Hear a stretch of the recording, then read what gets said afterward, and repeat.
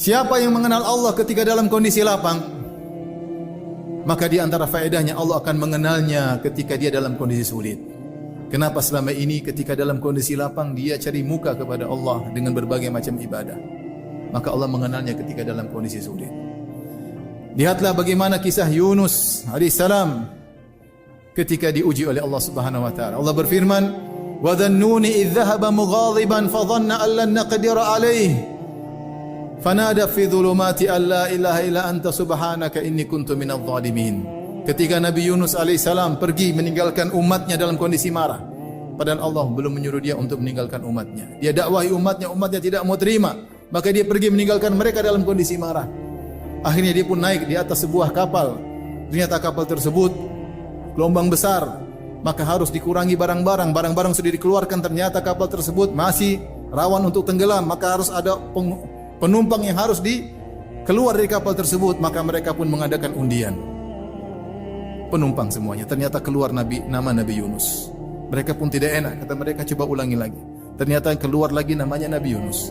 Mereka tidak enak, diundi lagi, ternyata keluar nama Nabi Yunus. Ternyata Nabi Yunus yang harus keluar dari kapal tersebut. Ketika dia keluar, ternyata dia ditelan oleh ikan paus. Maka terjebaklah Nabi Yunus alaihissalam dalam kondisi yang berat dalam perut ikan paus.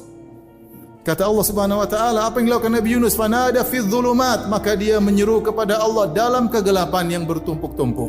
Kegelapan apa? Dia berada dalam kegelapan ikan paus. Kegelapan pertama. Yang kedua, dia berada dalam kegelapan lautan. Yang ketiga, di malam hari dalam kegelapan malam. Ada yang menambahkan dalam kegelapan ketika itu sedang hujan besar, kegelapan awan, kegelapan bertumpuk-tumpuk. Siapa yang bisa mendengar seruannya dari dalam perut ikan paus?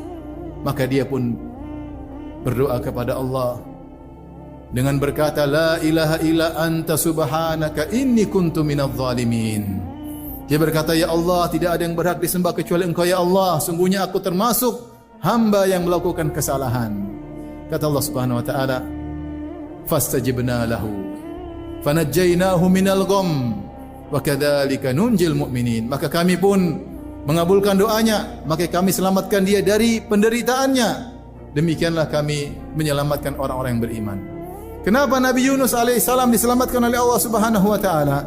Allah sebutkan dalam ayat yang lain, falaula annahu kana minal musabbihin lalabitha fi batnihi ila yaumi yub'atsun.